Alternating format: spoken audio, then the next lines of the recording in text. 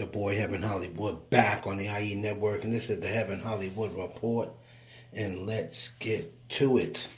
We're going to start it off with Beyonce and Kelly Rowland. Now, Tank was recently on Drink Champs, and he made a very interesting comment. And the reason why it's interesting is because this has been said before, but it really went under everybody's nose or over everyone's head. So Tank was trying to insinuate to Noriega, who is one of the hosts of Drink Champs, that Kelly Rowland pretty much went unnoticed because we were trained and conditioned to adore Beyonce. Let me let you hear what Tank said, then I'm going to come back on the other side with my take. You worked with Beyonce too, right? No, I work with Kelly. Okay. Fire. And working with Kelly Rowland? She's dope. You have no idea. Fire. I had no idea. Yeah. No. She's just a great person, though. She's dope. Like, she's one of the best of us. Yes. And her husband, this bigger husband. One of the best of us. Yes. Him too. Yes. Both of them are just amazing people. I work with Kelly Rowland, and I was completely thrown the fuck off. Right. Because we always... how cool she was? We always want to give the credit to Beyonce, who is Beyonce. That's right. Beyonce, yeah. The greatest of all times, right? We always want to... Notice what you said about Busta Rhymes. You said Busta Rhymes and Spliff Star on stage. That's what you just said. I did. Busta Rhymes is... So I'll that's Beyonce and Kelly Rowland. That's what I'm I like your correlation. Yes. Kelly Rowland is by far one of the most talented females I've ever worked with in my life. Wow. By far. Wow. And I'm sitting in the studio like, wow. Y'all hear these harmonies? Do you hear her? Do you hear the text? Do you hear her change in dynamic? Are y'all hearing this? Right. I never knew. Wow. Because I gave all the credit to Beyonce. That's how the business of Destiny's Child was set up, to adore Beyonce. And then I finally got in the ring with Kelly Rowland and realized that while Beyonce's in the booth, there's a Kelly Rowland saying, "Ooh, try this. Ooh, and this note is crazy. Ooh, and we never knew." The interesting part about hearing Tank say that now in 2022 is that was, the talk and the rumors way back when Destiny's Child first started. If you ever seen that interview that's back in the 90s where Kelly is like, "We're all lead singers," and then Beyonce looks at her like, "Really? No, we're not. I'm the lead singer." But it was always said back in those days when they had LaToya and Latavia that they were all lead singers and they all took turns leading songs. It was Matthew Knowles that made Beyonce the lead singer, and he came out of his own mouth and pretty much said why. Beyonce would be looked upon as the prettiest. He didn't come out and say she was the prettiest, even though that's the way he feels. He said Beyonce would be looked upon as the prettiest, and she would be the most marketable because she was light-skinned. So Beyonce was always pushed to the forefront, and that's pretty much what Tank was trying to tell Noriega without coming out and saying, "Listen, Beyonce's the light-skinned one," so everyone believed that. And to even further and confirm what he was saying, this is an article from In Case You Didn't Know, way back in 2020 when someone asked her about Beyonce's feeling towards Kelly. And G from In Case You Didn't Know wrote, "The real tea is Kelly is just as talented as Beyonce. Except that, Kelly, of course, is not as marketable as Beyonce, but Beyonce's always been an admirer of Kelly's voice and vocal ability." Now that is what G said from In Case You Didn't Know, so let me know your thoughts on that. Moving on to Teyana Taylor. Now Teyana Taylor is still trying to sue and take down this TikTok tea spiller named Clash. Clash, which is German for gossip.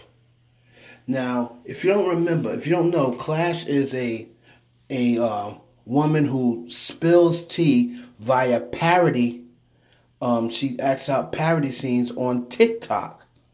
She gets stories sent into her, and based on the stories she gets sent into, she then reenacts what happened, reenacts the tea on TikTok. But she never mentions the names of the celebrities. Well, Teyana Taylor was told by her fans that this woman, Clash, had made a video saying that Iman Shumpert was cheating on her, and she had a nervous breakdown and had a coke overdose. And Teyana saw this video and was absolutely livid. So she wants to sue Clash. Now, this has been going on for months. This video was dropped somewhere around maybe December or January. This was the picture that Teyana posted, right? And then Clash did a video. Clash did a video reenacting, and this is the video right here.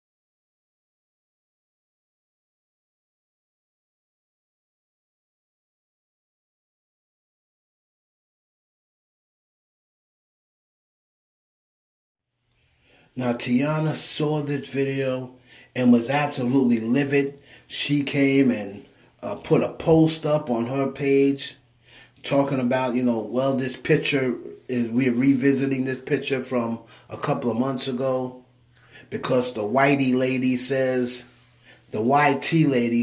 that I overdosed on coke.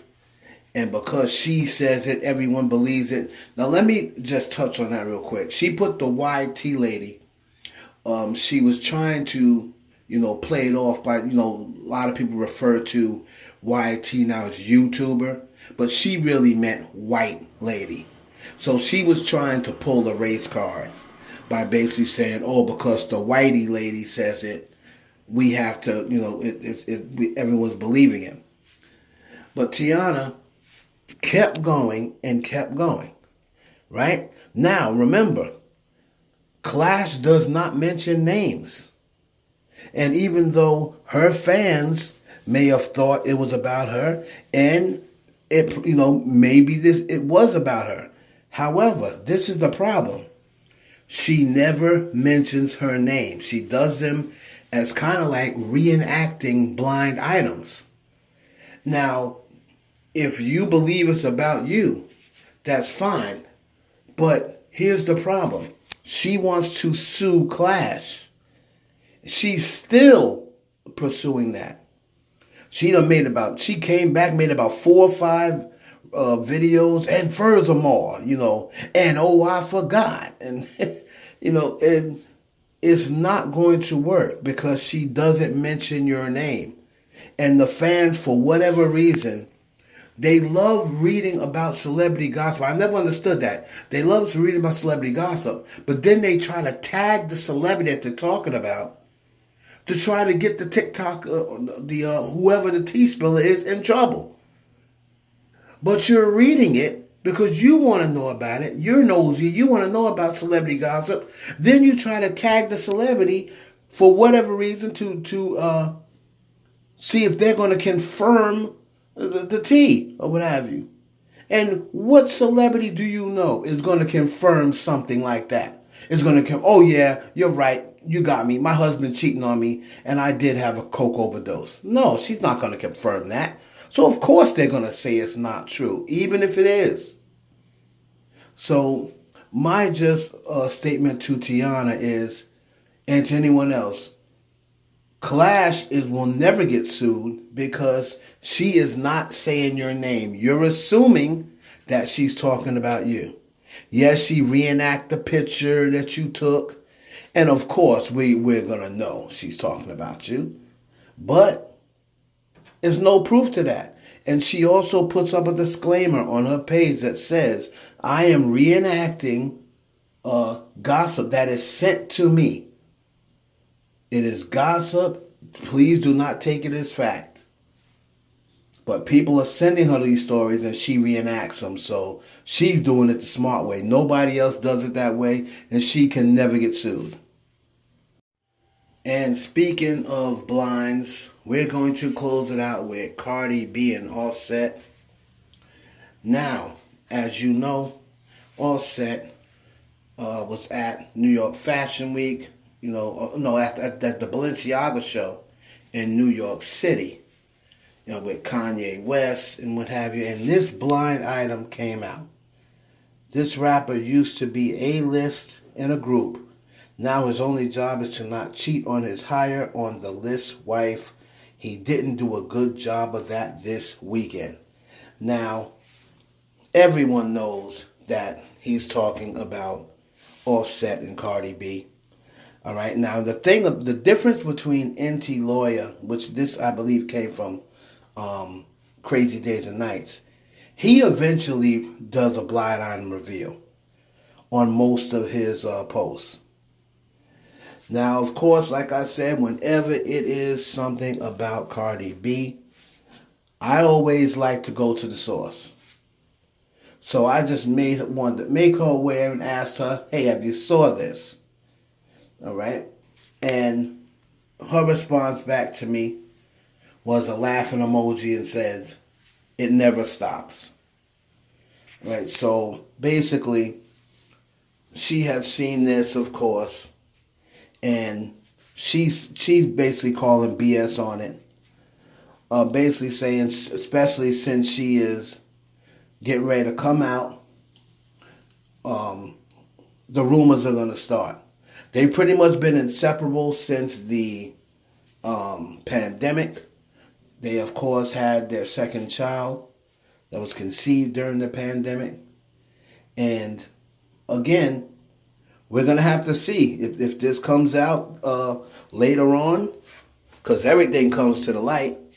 If this comes out that it was true later on, Auntie Lawyer was right. But it looks to me as though he saw that there was a weekend where they weren't actually together. There was a day or so where he may have spent the day out or what have you. And that just opened up a day that he can say, oh, he cheated on her during this Balenciaga show or what have you. She calls bullshit on it. Basically, I'm not going to release the full context of our conversation, but basically, I'm just letting you know she calls bullshit on it. And we'll have to see. Because like I said, celebrities are never going to admit it anyway. Right? So I'm sure if that was true and she knew it to be true, if I said, hey, did Offset cheat on you? I know we don't have that type of relationship. She's going to be like, yes, he did. So we're just going to wait and see. What have you. But NT Lawyer, to me, looks as though he saw an opportunity where they weren't right up on each other for a day or so, and he's going to use that as the time frame of Offset cheating. But we'll have to wait and find out. It's your boy Heaven Hollywood for the IE Network. Please like, comment, subscribe, and share this video with your friends.